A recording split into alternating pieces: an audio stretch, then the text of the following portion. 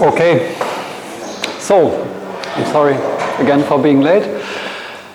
We start 5 minutes later, but we don't stop 5 minutes later. Okay, so what we did last time, and which is what I want to continue today, is the sparsity that is present in optimal control problems, which are just a special case of optimization problems. Yeah, as you remember, we could just stack all our dynamic system constraints in one big function, and then we just formulate the optimal control problem in discrete time as a nonlinear programming problem. And because of the special structure of these functions, we get a very sparse Hessian matrix. So the last thing that we did was discussing the block sparsity of the Hessian matrix. So I think I will not repeat on the blackboard what we did last time. I mean, the only thing I might need to repeat, because it's something we will build on, is the optimization problem that we look at the moment. No, I don't even repeat that. You remember it was a sum of objective terms, and it was a sum of constraint terms that need to be equal to 0. And due to the fact that these are just sums and not nonlinear couplings, we got this block sparsity in the Hessian matrix. Yeah? And what I want to continue now is to discuss the sparse QP subproblem. So it's 732.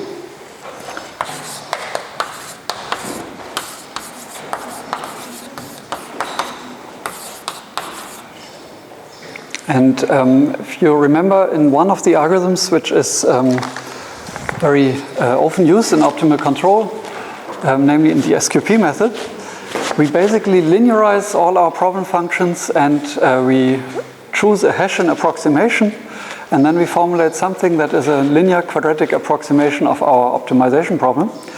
And this problem has a particular structure in the case of our optimal control, due to the fact that our Hessian is block diagonal. So if you remember that the optimization problem in general would just be given by the objective, the constraints, divided into inequality and equality, then the SQP method would formulate, let's say, SQP subproblem. So the problem that is formulated in this method would then be an optimization problem which we can formulate, I think, in delta. It's the most convenient also for the notation that will follow, where we compute the gradient at a current iterate, and the current iterate I denote just by W. And there we would use actually W, lambda, and mu for the multipliers. Then we would add a Hessian approximation term, so that's here penalizing the delta W with a term that is proportional to the second derivative of our Lagrangian, evaluated at the current point. And then, as constraints, we will get the linearization of our constraints at the current point. And one way to write it, and that's the way I write it now and in the script, we can use here the gradient symbol even for Jacobians, and our definition here is just something I didn't specify when I write this thing. For me, this is just another way to write, dg by dw, but with a transpose sign, because otherwise it wouldn't be consistent for a scalar function. So that's my definition. And due to this transpose sign, I need to add this transpose sign here in order to make it the Jacobian, which is a bit longer to write. So this is the Jacobian matrix, just another notation. And the same we do for the constraints, for the inequalities. And we need to solve this type of problem.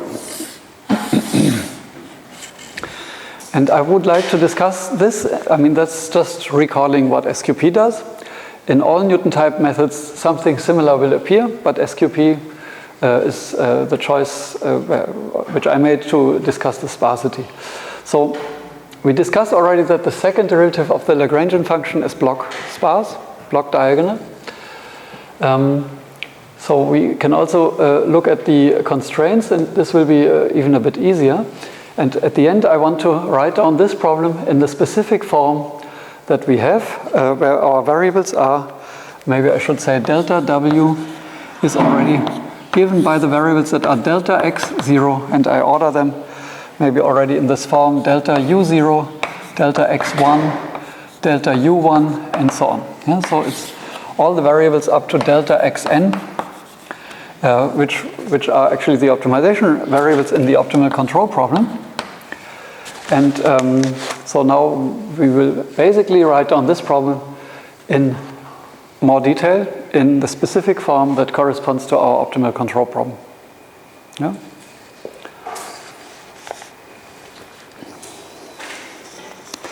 So I think I will state the optimal control problem first and then compute the quantities and discuss them.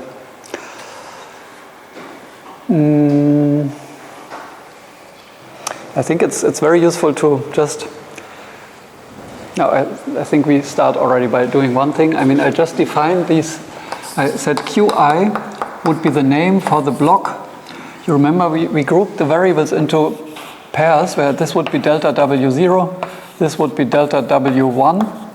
So we can, I mean, we have now three names for the same variables. Delta W is the whole vector. Delta X is the subvector for the first state and for the first control and so on. And if we give them an index but with a W, then we mean the subvector consisting of the X and U with index 0 and X and U with index 1, which is a slightly longer vector, right? So these are grouped into delta W's, and together they are grouped into one big delta W. You see the division? So if I define now the second derivative of the Lagrangian at some point W lambda mu with respect to only the variables Wi, these variables, then I can give it the name Qi, and that's what I will do. And actually this Qi I could also directly write in a form that is making the difference between the x0 and the u0 visible. So it is, of course, a block matrix consisting of 4 blocks. It's symmetric, so this and this block need to be the transpose of each other. And this corresponds to the states x. This corresponds to the controls, so I call it UU. Or do I call it UU? Or let's just be consistent.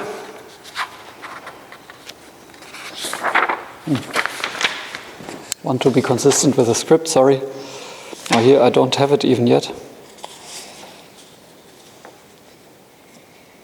No, it comes later, but anyway, I can note it already now. So this would be something with an index I, and this could be QXU, and this could be QIXU, and one of them needs to be transposed. For example, this one. So this matrix decomposes already into the blocks corresponding to the X and the U's. Yeah?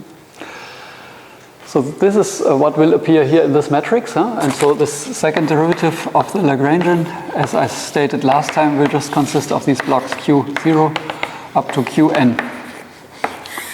And by the way, this is only for I from 0 to n minus 1.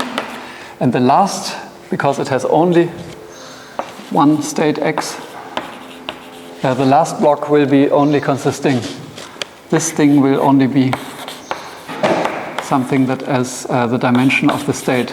So I don't need to have a block partition, it has just this part, because there are no controls. So that is our Hessian. And if you think of what it means to have a product of delta W with this Hessian and then another delta W, it means that you can actually, the product of the delta W with this Hessian will just be a multiplication of each single component here with a corresponding block. And then it will be multiplied from the left in a scalar product fashion with the delta W's. So we immediately see that the objective of our optimization problem is already stated as follows. So our QP that I have written down at the top, I write it down again, but in detail, and the delta W I will really write in more detail now. So what I will get is I have my index k running from 0 to n minus 1, and that will have the gradient of the cost function. You remember the cost function was something that is was denoted by big L, and here I can directly write the gradient with respect to all variables. If I say all variables, I call them wk, right? And this gradient is multiplied with the two variables of my stage, which is delta xk and delta uk.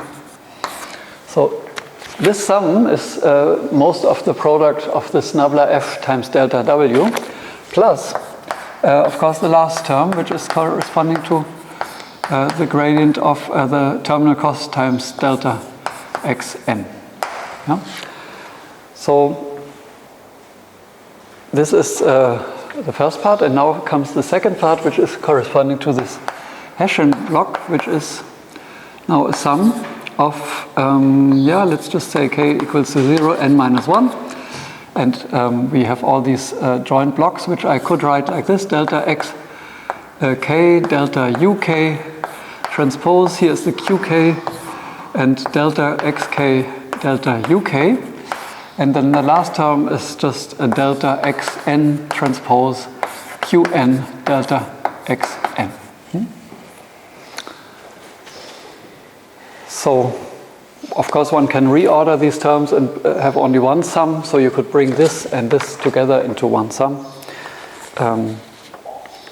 But you can also keep them separate. So, this is lengthy, but I think self-explaining. Do you have any comments? Too trivial? Yes? It's LK of xn and u. The k yes, sorry. Yeah, sorry. No, this is a good point. So this is k. And so this should be a k all the time. So this is nasty on the blackboard, right? But I have different numbers, and one is n, is the horizon length. K is very often the running index. And sometimes, but not here, there could be a small n, which unfortunately looks very much like a k when I write it for some stupid reasons. Yeah? But please distinguish them. And then the other thing is that okay, so this is just a side remark. So the optimization problem follows on the right.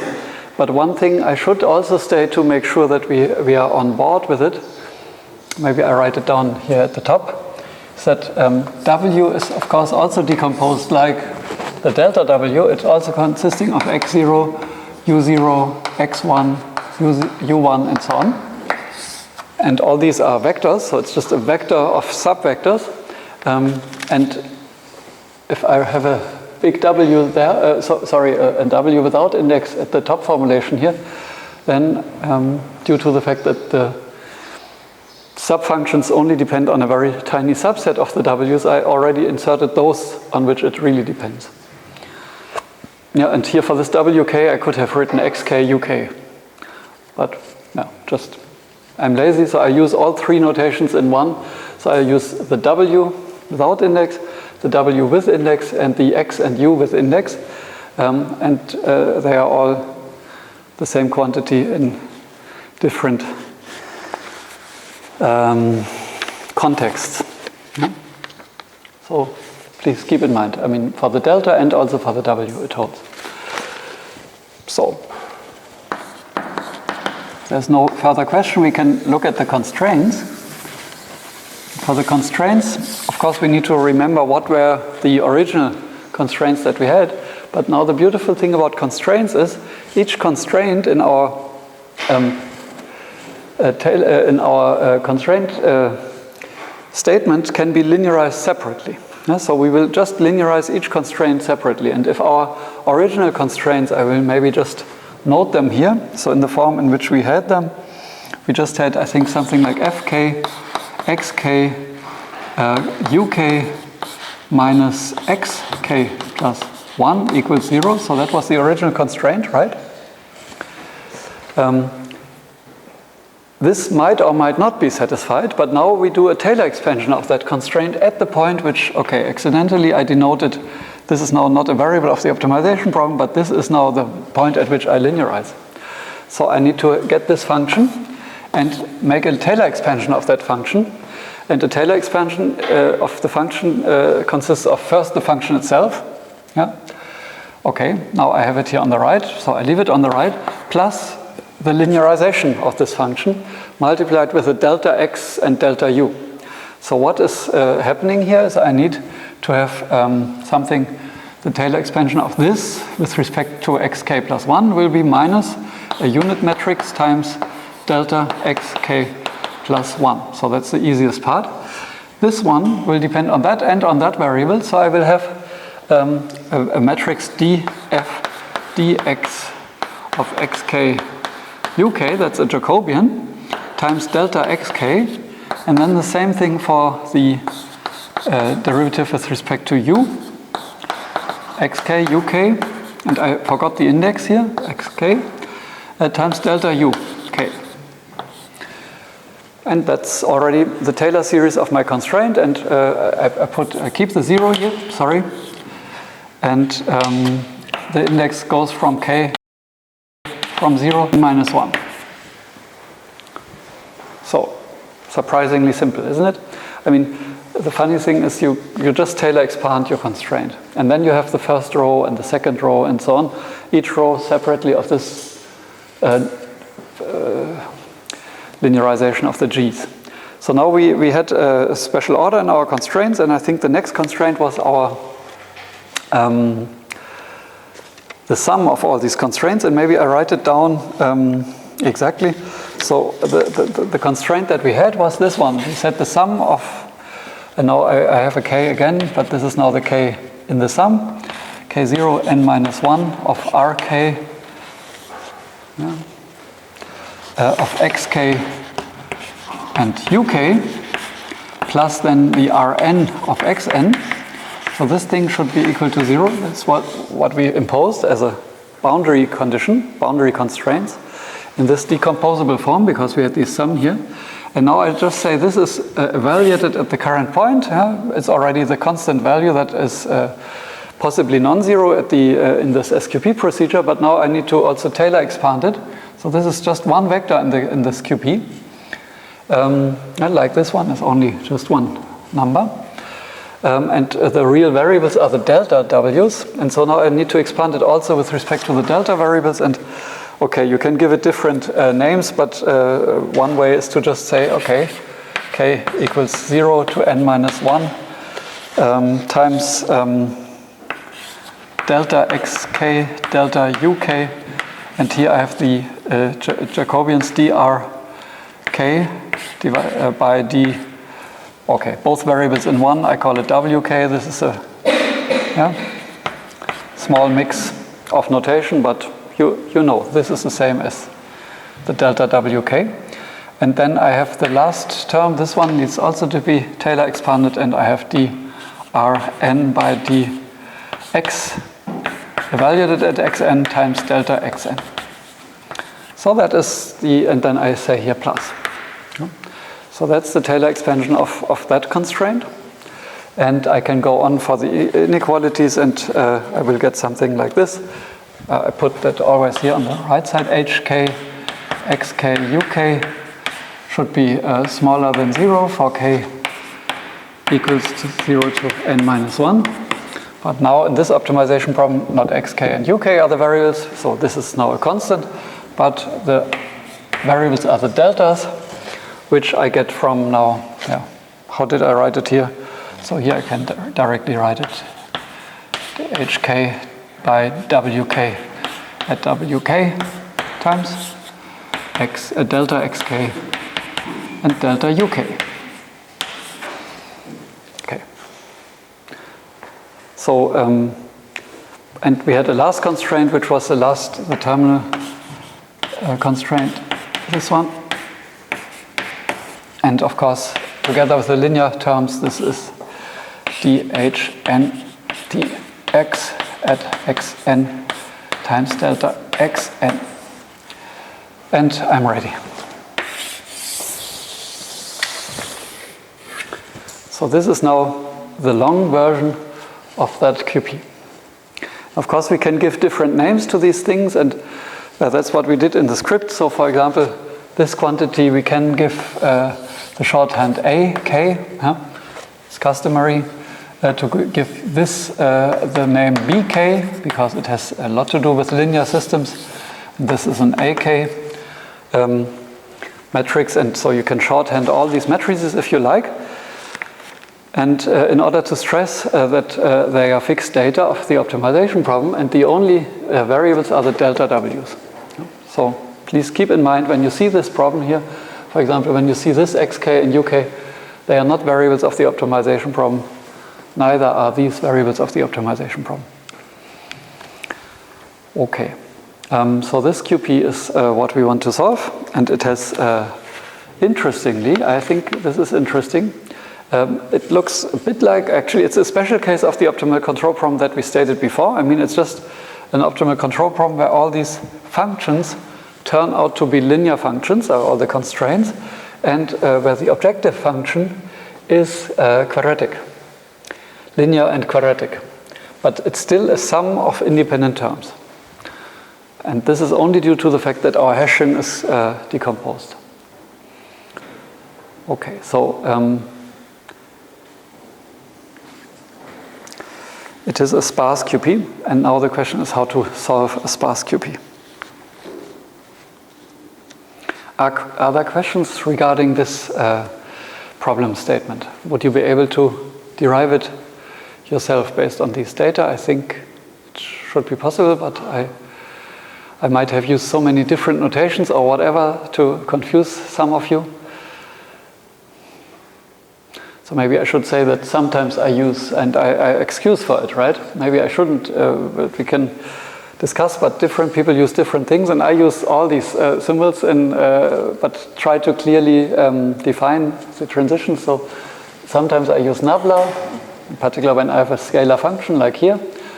Sometimes I use the dg by dw. Both can be interchanged. And here you could already argue why didn't I use the nabla that I just used above? Okay, you can use either. The same thing is sometimes we use, here we separate it between the x and the u part. Here we put them together just to save a bit of writing. We could also have put them together here, but I wanted to keep them separate to stress that there's, so to say, an A matrix and a B matrix, like for a linear discrete time system. Yeah.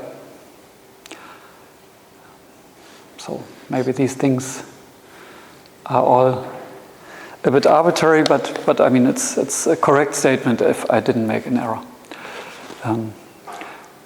Other questions? No questions. Then I suggest we continue by looking at the sparsity exploitation inside the QP. So now we realize this is a sparse QP. Yeah? So a sparse QP.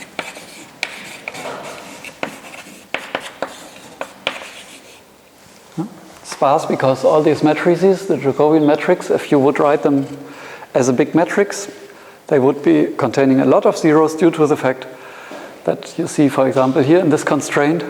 This constraint depends only on this variable and this variable and this variable, but not on all the others.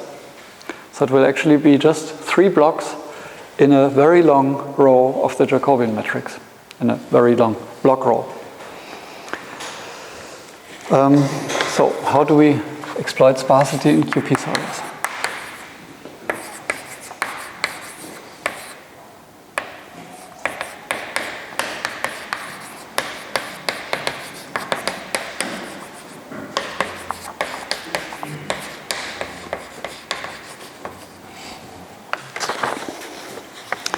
And so if you look at this QP, which we call 7.9 in the script.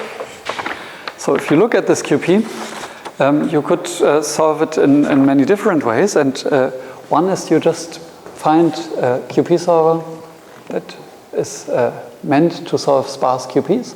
And you just say, hey, I call this QP solver, and pass all these data to the QP solver, and you get the solution. And that is one way. There is There are different ways, and typically the fastest algorithms are those that are specially tailored to exactly match this structure. And this is what I want to introduce you to. But there is a question, or maybe a remark, an error. Just trying to figure out the dimensionality of the constraint. Okay, that's a good idea. So I like that question. So we want to figure out the dimensionality of one of these constraints. The first one, this one. Mm-hmm. So how many rows do we have on top of each other in this constraint? From the last. Sorry? Judging from the last piece of the sum, it should be dimensionality of R. Oh, X. Sorry. Yes, of x k plus 1. Yeah. Exactly. Yeah. And also from this piece. Yeah. Same there. Why? Yeah. First question there. Here. Is the identity matrix in the negative term necessary, or? No, I can also remove it. Okay. So. Just the Jacobian of this function with respect to xk plus 1, the identity. Mm-hmm. Okay, I can accept that the first term has the right dimensions. Mm-hmm. The only thing that I'm struggling with these things. The B term. Okay, but the main point is this Jacobian here has as output dimension the f. So the number of rows is just the same as here. Yeah. Okay. Mm-hmm. Other questions about dimensionality? I think it's very useful to keep the dimensions in mind. Yeah, the one below. Mm-hmm. This one? No, that one. Okay. You have them like that. So all these functions R need to have the same dimension, because otherwise you couldn't build the sum. And so, yeah, each of them just has the same row dimension again. While here, of course, you will have a part, the WK is both the XK and the UK, so it will be consisting of two blocks next to each other, if you want to say so. You could divide it or you could not divide it. So for the Hessian, I made it once, so I divided it, but then I decided here to save time and not write the big 2x2 matrix blocks here, but just the summary. Yeah, so maybe. Maybe a little exercise, because it's nice to do it once. So this second derivative of the whole big G, right?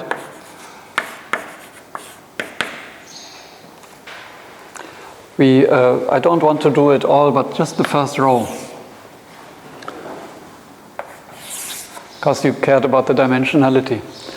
So if I give these shorthands A, BK, here will be a unit matrix. So how would be this? I mean, the matrix that I can denote also with a gradient symbol, but now I choose the Jacobian symbol again. So how would the first row of this constraint matrix look like? So maybe I remember that here is the variable that corresponds to delta x0. This is the delta u0. This is delta x1. This is the delta u1. And so on. Maybe I still go to the delta x2. And then, so where will be which block? So maybe to start with, what would be here? Which symbol should I put there? An A, a B, or a unit matrix? Just corresponding to this first row, block row. Yes, there is an A. Which index? 0. Here? B0. Here? Nearly right.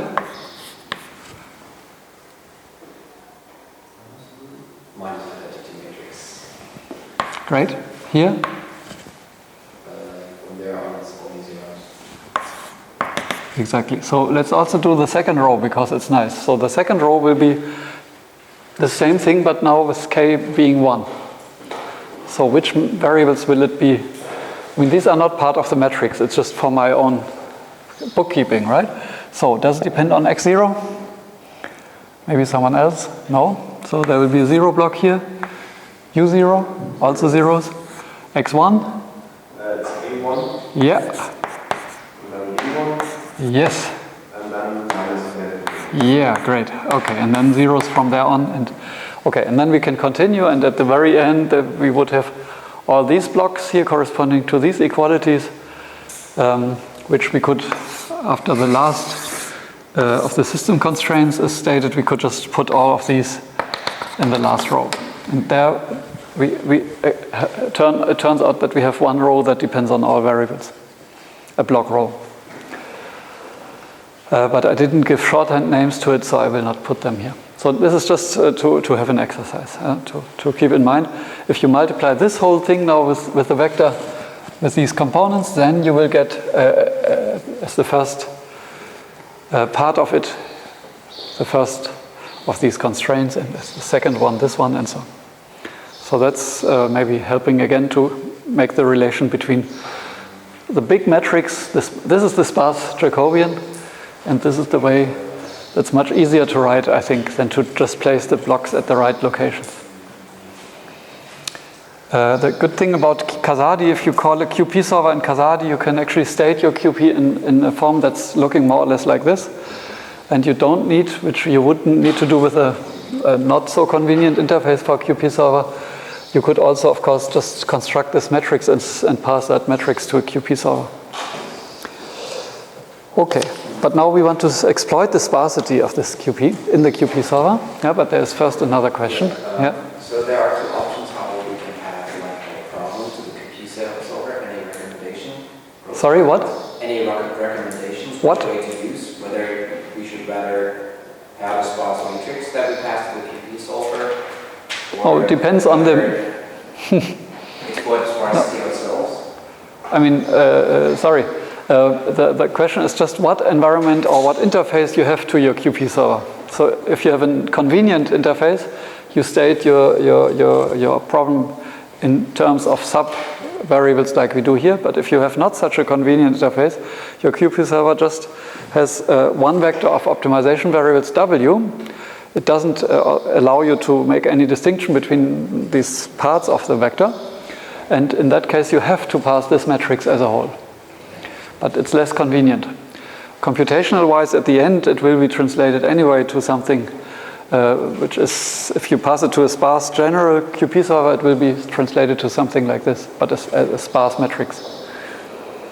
So the sparsity will be... Yeah. So, of course, what you could also do is pass the sparse QP to a dense QP solver, then it will not be exploited. Yeah. And what's like the best thing to do is pass it to a QP solver that's written for optimal control problems, and then usually this solver will also have an interface that allows you to just give a list of A and B matrices and so on.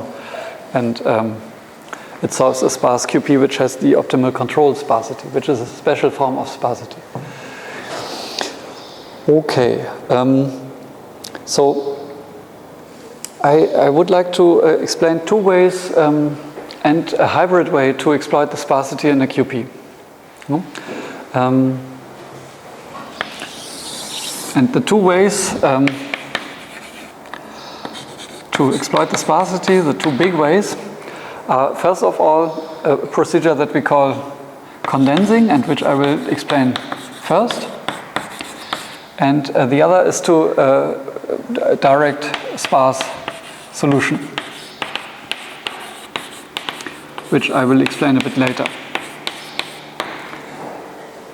The condensing method is relatively easy to understand, and it's also a bit funny because it's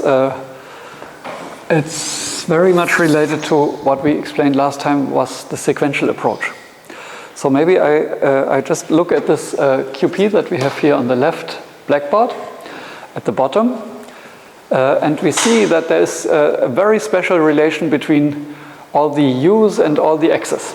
And of course, it's the same relation that we had before in the nonlinear optimal control problem. And this relation was that basically delta x k plus 1, if you think of that variable as being special, you could move it to the other side, right? And then it's given by AK, which was this constant, times big AK times delta XK plus BK times delta UK. And this holds for K from 0 up to n minus 1. So this is a very special and easy to eliminate constraint. So why don't you just say, okay, then x1, delta x1 up to delta xn, they are implicitly just a function which I get from forward simulating a dynamic system with delta xk as a state and delta u as a control. Yeah, so in the same fashion like I defined in the sequential approach, we could just say, this is, I can eliminate it as a function of all the other things, and the function is depending on delta x0 and on delta u0, delta u1, up to delta un minus 1. So it depends on all the really free variables, namely the initial value and the controls. So some function of it. But because now the system is a linear system, it will be a linear function of it, and we can just summarize it as a bit matrix M plus a vector V, so it's an affine function of the independent variables. And of course I can construct that if you want, and this is what you will do. So you can actually write it, this relation is just equivalent to these constraints. So I mean just explicitly eliminating all these variables as a function of the independent variables. So these we call the independent variables because they are, from this perspective, they are the independent ones, and these are the dependent variables. So it really is the same philosophy that we had in the sequential approach where we eliminated them. But because we eliminated here in the linear system only, the relationship is remaining a linear one. So that's a particular difference. Sorry, I should call this headline condensing. So this is all about condensing. So what we can do is we can now use this relation, but in order to eliminate in this problem here, all the variables that are dependent, and keep a problem in less variables that is only having the independent variables as decision variables. That's what you can do. And maybe I would like you to state briefly how you can compute this vector V and the matrix M, if you want. So in order to get the vector V, it's very easy. You know the vector V must be the solution to this whole thing if all these things are 0. Yeah? So you could just set all the delta x's and delta u's to 0 of the independent variables and just compute this relation, and you will get that the vector V is consisting of components that I call V, and I should give them the right index. So I started at 1. Why not? V1 to Vn, yeah, it's corresponding also to the component of this vector, right? And you start with V1 being just A0, so the first one. And then V2 is the V1, but propagated through this matrix. So it's actually A1 times V1, and V3 is then A2 times V2, and so on. So that's the easy part. So that way you could get the V's. No, I think this is not correct what I did, because I need to add A1 and A2 and so on. So I need to also add the inhomogeneous part here. And I will just check, yeah, this is also what I had in my script. So this way you can generate this vector V, It's, so to say, the response of this linear time-varying system to a zero input. But because of these inhomogeneous terms, so the ones that are constant vectors, it has also this vector v. If they would all be zero, then there would be no vector v, of course. So then this would be all zeros here and just a zero. So this matrix M is a bit more complicated, but maybe I will just divide it into blocks. And please look at the fact that the first one is slightly different because that corresponds, so this corresponds to delta x0, this delta u0, delta u1, and so on. This is delta un minus 1. So there are lots of block columns, and the first of these should now correspond to delta x1, the second to delta x2, and so on. So just to get the dimensions of how this matrix will be structured. So the M will be the map of how the delta x0 influences the delta x1. And this one is clear. It should be via the matrix A0. And there should be no influence from the delta. There is also an influence of the delta u0 to the x1, namely the matrix B0. So that's also clear. And from the rest, all the higher indices will not have any influence here. Do you agree? That's the first, it's very much related to that one. The next one is already a bit more complicated. The delta x0, how does it influence the next state, x2, delta x2? It will be a product of a1 and a0. And so it goes on until the very end where I have delta xn. So here I will have a n minus 1 times a lot of products up to a0. So that's all these, the first block column. And here it is similar, but so here I will have a1 times b0. Here I will have a2 times a1 times b0, and so on. So the b0 is common to that column, but then there is always a bit more a's in front of it. And here we start with a b1, and it goes down to a2 times b1, and so on. And here at the very bottom, this one will be bn minus 1. Oh, sorry, this is how it goes. So this was not really derived.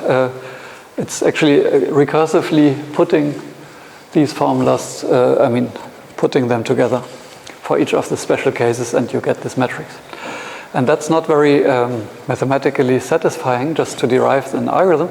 That's actually how you would compute it. Yeah? So you would compute first this matrix, then this product, and then you also multiply it with one more row, one more matrix in front of it.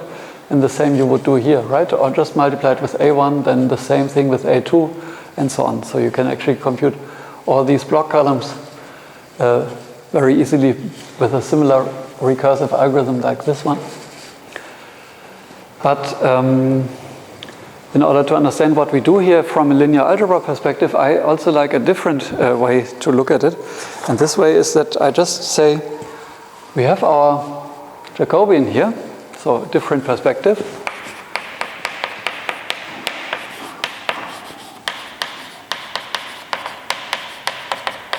On V and M.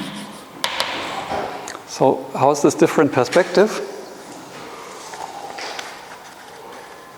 I think we have already this notion of the Jacobian here, but I can also reorder this Jacobian, and that's what I want to do now. So I want to reorder it into the independent variables x0, delta u0, up to delta u1, up to delta un minus 1. So these are the independent variables. And then come the dependent variables. Okay, I would probably need more space, but let's try. Yeah? Here I have delta x1 up to delta xn. So these would be just a new division of my variables. That's just different than that division that I had there. That means that I will, in the Jacobian, just permute columns with each other. So the column with the x0 was still at the front, so I still have my a0 here. But then I have a b0 here, so that's also not different than before. But somewhere there will be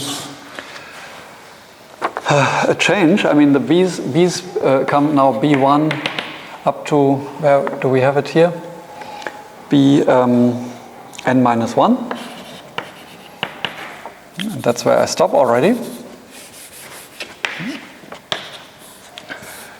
And now come the part that corresponds to these x1s. So there was first this unit matrix missing minus a unit matrix from here. Yeah, that was the one from the first row.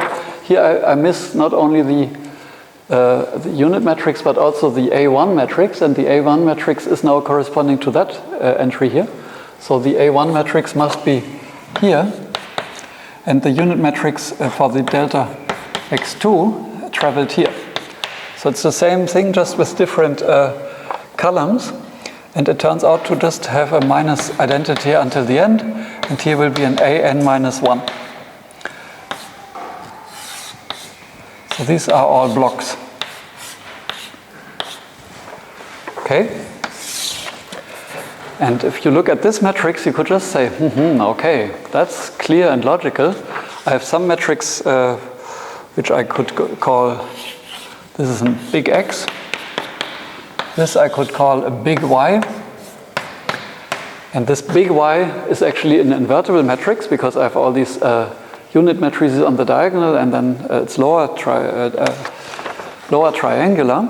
So I could just, I could call these variables the delta W independent, and this would be the delta W dependent.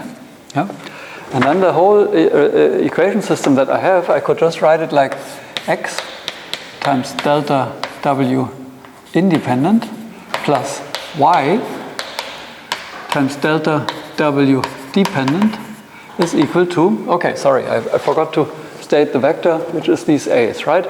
So this whole thing is minus a0 up to a n minus 1. So the minus sign just because I moved it to the other side. So then here I would have minus a, and a is now this whole vector here. So I have this equation system, and I could just say, okay, how do I get my dependent variables? I just invert this matrix y, and I say W dependent is equal to, let's move it to the other, this to the other side, and then I get minus y to the minus 1a minus y to the minus 1 big X times delta W dependent. So this is the relation that we would get from that perspective. And now this would be equal to V, and this would be equal to M. So very different perspective, but you would get, I mean, what you can do is you can check that this V and this M matrix satisfies these and these relations with these matrices. So that would be a more formal way to derive it. Yes? Yes, thank you. This is only the independent variables. Okay, so now I have written down a way of how to eliminate these W's. And what will follow is that you will now insert, wherever you have a dependent variable in this QP, you insert the expression that you get from this elimination procedure, and then you get a variable, a QP in much less variables, which I should state once. So what you will get is a minimization problem in delta W independent only. And this QP will have some gradient. We can compute by just multiplying math. So it will have some gradient, maybe I call it G transpose delta W independent, plus a Hessian delta W independent, transpose some B delta W independent. And it will contain constraints, but the constraints will not contain any more these constraints because I've used them already, so I eliminated them. So the only constraints that remain are these, but they now only depend on the dependent variables because all the others are eliminated, but it remains a linear map, and the same for all these. So what I will get is some matrix which I could call, I don't know, G bar times delta W independent plus maybe a little vector G bar. It should be equal to 0. That's, maybe I should call it R bar because it's corresponding to these residuals R. And then we could have something that I could call H bar delta W independent plus little h bar, which should be equal or smaller to 0. So this could be a QP. I think this QP I didn't write down in the script yet, but this is what we would call the condensed QP. And of course it would be very tedious to now write down the matrix B and R hat, R bar and H bar, but the fact that we have linear functions and we have here a linear function as well, concatenating them will give another linear function, and so it's just a linear function again. That's why we can express it in form of matrices. There's one thing I want to point out, this Hessian matrix B, the condensed, this is called the condensed Hessian. Yeah, condensed Hessian B is typically dense. And that's something very unfortunate. And why is it unfortunate? Because, I mean, it's less variables, so it's smaller than the original one. But the original one had all these zeros. Remember, the original Hessian had only these Q blocks on the block diagonal, while this one might now be dense. So how many entries does it have? It has the entries of the state dimension plus n times the control dimension, and then squared. And of course, because it's a symmetric matrix, maybe just half of it. So there's a small modification because the diagonal is, but roughly it's this. So this is so many elements it has. So compare it to the sparse Hessian, the sparse original Hessian.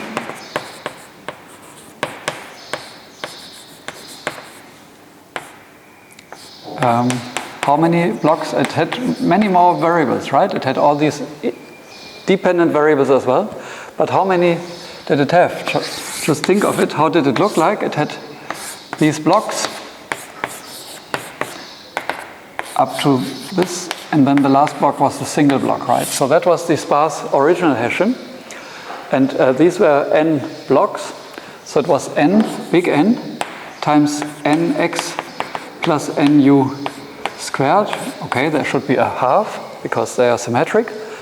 And then plus this last block. Okay, that's not so important, but anyway, nx squared half.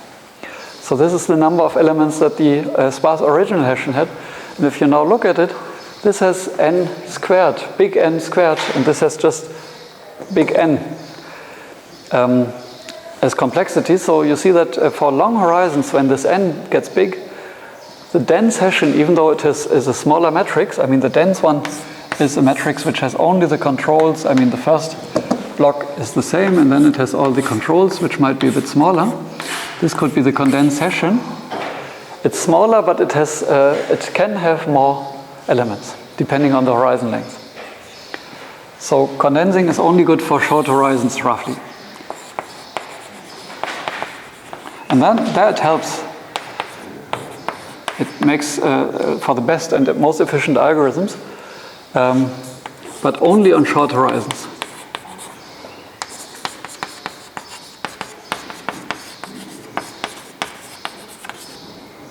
Big N should be small, not too big. So that is the limitation. And okay, so there's some detail that you would want to know if you implemented a condensing-based solver. After you have solved this QP, And I said this can be done very quickly with a dense QP solver now. You need to expand the variables into the full space again in order to get the solution to the original one. And you need to do that, of course, first by this relation. I mean, you have the v and the m anyway, so you just multiply your solution with m, add a v, and then you get all the dependent variables. So that is the easy part. The slightly more complex part is how to get back the multipliers for these constraints. So if you also want to recover the multipliers of these constraints from your QP solution, you need to do a little bit more brain work, but basically at the end it's also as simple as a matrix multiplication.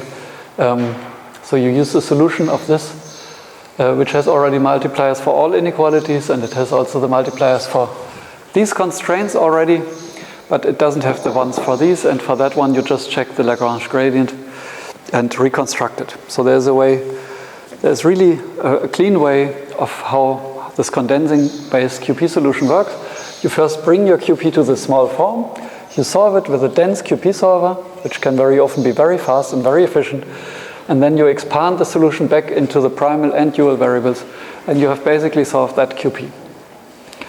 Yeah? So that is the first way. And the second way I will describe after the short break, which we should have at, let's make it short today, 25 past. So there's just one update I wanted to tell you from Andrea, which explains why there are also some people enjoying the hot weather today.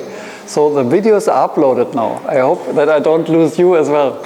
But because a bit of audience really helps to keep us in tune, right? So a real audience. So please come and continue to interact with me. But if you just want to rehearse or whatever, so the videos of the lectures until now are uploaded. And so it was a bit faster than I promised last time. So we will try to upload them a week later or something in the future, I guess.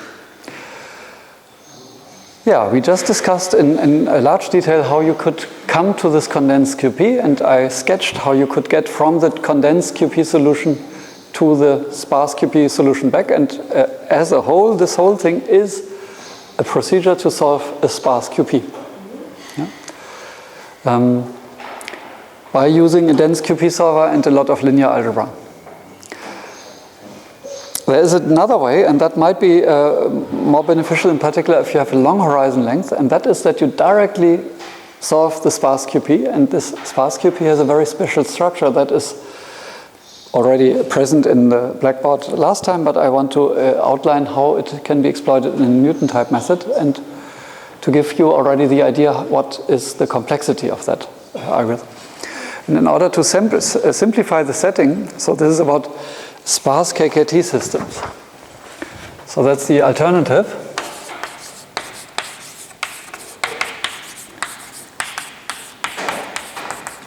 And in order to simplify the setting, I treat only the interior point method.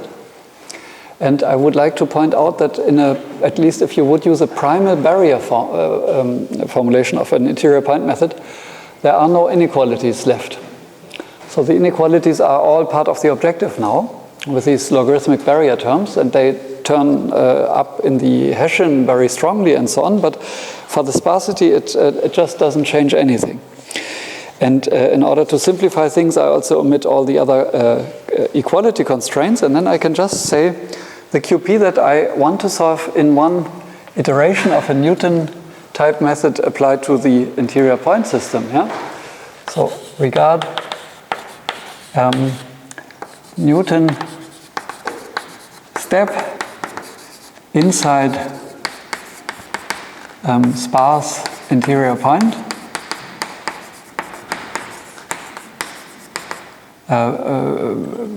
barrier. So that's, to make it really simple, I use the barrier just to explain the main idea. Interior point barrier formulation, and I also without without boundary constraints. So all these these functions, the sum of the r's, that should be equal to 0. That is also what I leave away. And then the QP subproblem that I will have is just the one where I minimize over all the variables which are x0, delta u0, and so on, of an objective function which I depict, I said it already, but now I really write it in this form xk and delta uk transpose, and here I have my block matrix that I write in this form xx uu and with an index k, and here we have it with a q xu k and q k xu, and one of them is transposed, namely this one. And I have a delta xk delta uk here, plus a gradient term, which is just, I have it also, yeah, exactly. Delta xk delta uk transpose times gk, so this would be the gradient, and then a term which is just delta xn transpose qn delta xn plus and a gn transpose delta xn. Okay, so that's the objective. It's the same as before, I just wrote it a bit more in detail here. And the only constraint that we really need to regard is the system constraint ak plus ak times delta xk plus bk delta uk is equal to 0 for k from 0 to n minus 1. So now we have an optimization problem, the same as the special form of the one that we had before.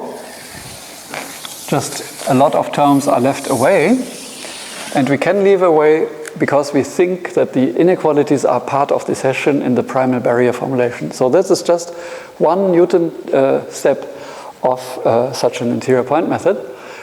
And now the question is, how could we actually solve that QP, which has only equalities, with linear algebra alone? And you remember this QP for equality constraint SQP, huh? So this can be solved with linear algebra alone, and the only thing we need to do is we need to form the KKT matrix and invert it, right? And so for the KKT matrix, I would like to introduce variables, and I think I will give them the name. The primal dual variables, I think I will call them Z in the future version of the script. So they are given by all the variables together, and I order them delta x0, and then I start to add delta u0, and then I start the multiplier of the corresponding constraint. Oh, I forgot one thing here, right? So here's minus xk plus 1. So this is what I forgot. Minus delta xk. Yeah. So because it was a system constraint here. So now I order all these variables. And I will also have, of course, delta x1, delta u1, and so on. But I will order them in a way where I insert the multipliers for these constraints. And for the first constraint, I give the multiplier the name with the index k plus 1. So the first multiplier is the index 1. And so these multipliers, you remember, start with lambda 1 and then lambda 2 and so on. And because of this little trick that we did in the QP formulation, the multipliers are not as deltas, they are actually the new multipliers here. Maybe another remark on notation. What I do here is maybe strange. It's looking like, a list. Yeah? So it's a round bracket, and then I have commata here. So if I use this notation, it's just the same as if I would just use this thing. So delta x0, delta u0, lambda 1, delta x1, delta u1. I could also write it, and this would be correct, right? While this is a new non-standard notation, another way to write it would be to say delta x0 transpose, delta u0 transpose, lambda 1 transpose, and so on, and the whole thing transposed again. Yeah, that would be, these two would be completely standard notations. Yeah, this one is nice if you have enough space. This one is really clumsy because of the many transposes that you need here, but it's nice because it fits into a line And if I want to fit something into a line and not have this clumsy notation, then I use the round brackets. So this is like a shorthand for that or for that. You see? So what I mean is it's a concatenation of all these vectors. So I put the vectors next to each other, but what I mean is that they are appended on each other, on top of each other in this form. So it's also very often used. So all these non-standard things are not only invented by me, I use them because many people use them, but sometimes people even don't care to explain them. So at least I think I should explain you what I mean by it. So, but now I order them in this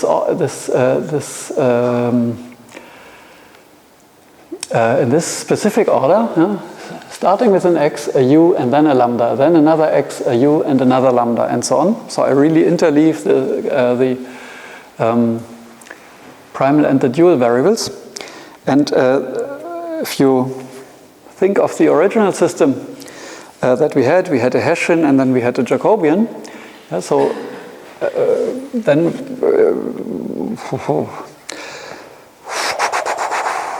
what should I do?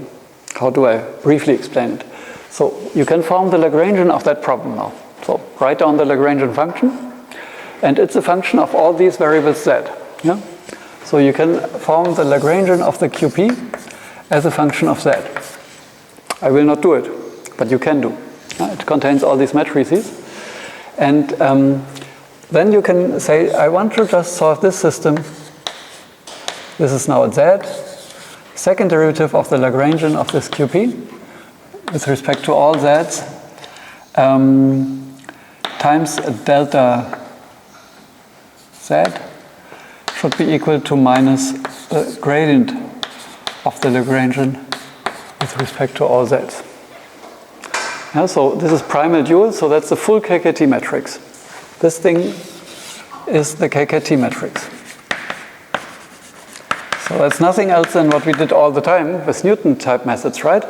But this full KKT matrix has a very particular structure here, and you can actually just reassemble the blocks that we have here. And this matrix here will have the system that we want to solve. By the way, the second derivative of this Lagrangian doesn't even depend on z anymore, because it's so you could evaluate it also at 0 if you like. Yeah, that's what I will do. And then I can call this thing directly z. So now it's better. Yeah? Because it's a quadratic, the Lagrangian is a quadratic.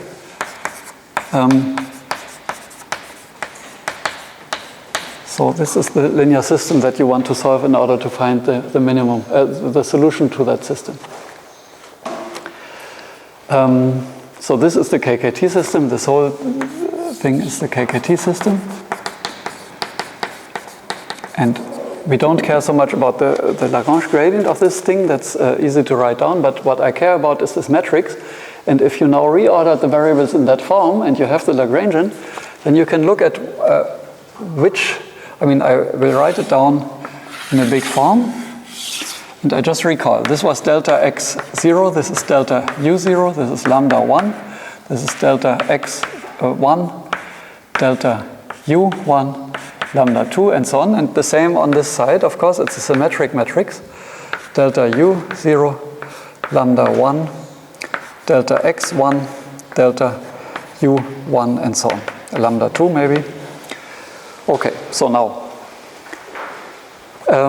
these blocks here, the mix of x and u's, they are just the blocks that we get from the Hessian. So there will be a q0x and a q0u, and here is the mix q0xu,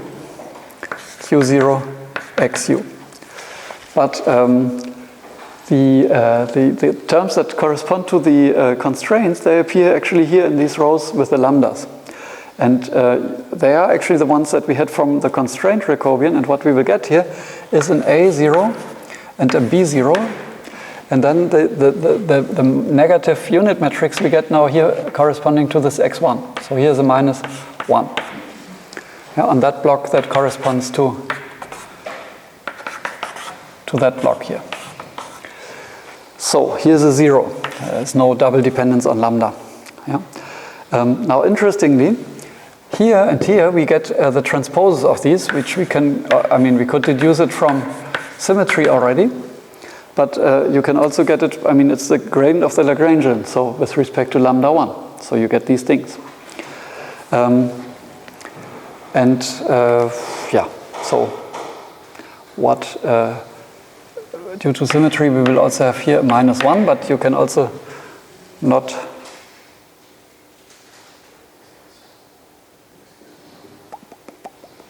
Yeah.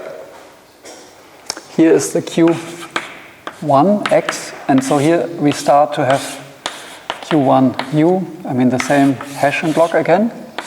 Q1xu, Q1xu, and one of them transposed. I forgot that here. Where do we get this entry from? It's the derivative of lambda 1. The Lagrangian will have a term which mixes the lambda 1 and the x1. And that is what we have here. You see it from symmetry, but you can also see it from the perspective. You could just compute the second derivative of the Lagrangian. So what we will, this will go on. Here we will have the A1, B1, and here we will have B1 transpose, A1 transpose, and here we will have a 0, and so on. So there will come these unit matrices, and what we will see is that this is, at the end, it's a big matrix, of course, but it has a band structure, and there's a lot of zeros here and a lot of zeros here, and the longer the horizon, the more zeros there are, and there is a bandwidth here, which is like nx, this is nu dimension, this is nx dimension again, so it's 2 times nx plus 1 time nu, and that's the bandwidth. And the rest, the length of this, or the whole matrix has, of course, what's the dimension of the matrix? It's this dimension times n, roughly. Yeah, so it's a 2nx plus nu times n. Yeah, this is the total dimension. But if you look at the fact that this band is not fully dense, but it has all these entries, it has actually maximum is this number of elements. Huh? So this is an upper bound. So because of the bandwidth being just this. And in order to factorize a matrix of this bandwidth, and that's just if you apply LU, for example, we didn't treat linear algebra, but if you would just apply a standard LU factorization routine, it will compute a lower triangular and an upper triangular matrix, but they will keep the same bandwidth. So there's a lot of zeros that you will never actually need to add to each other, and so this is a banded matrix. With maximum these elements, and the factorized LU, which is not the best one that you would use for it, but because it's symmetric, or LDLT is what you would usually use, but this is a detail I don't want to discuss. Costs, how much would it cost? The order of that is n times the bandwidth squared, so it's nx plus nu, cubed. So, so the normal thing of a matrix with the dimension that we have, if it would be a dense matrix, there would be also an n cube here, but we don't need that because it's banded. And so it's, you see, for small n, it's for very large n, this can be much more competitive than condensing. For large n, the preferred form. Yes.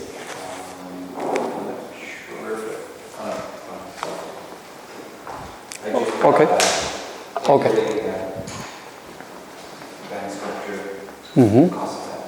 Yeah. So the point is, if this n is large, you don't see it on the blackboard, but if the n is large, most of the matrix is zeros. No, it's just wondering whether it should be a cube or to the power of 6, but it has to be a cube. Yes, so it has to be cube. Yeah, okay, that's a detail actually of, I mean, because of the bandwidth. This is something I don't derive here. But it's basically the bandwidth cubed times the length of the remaining dimension. So the whole length is actually, yeah. So what is this matrix? Is element in Rn, big N times nx, 2nx plus nu, times the same thing, 2nx plus nu. So that's this whole matrix. Yeah, that's the dimension of this matrix. But because it's banded, it has only elements here in this band. So this roughly this amount of elements. And if you want to factorize it, it's this this cost.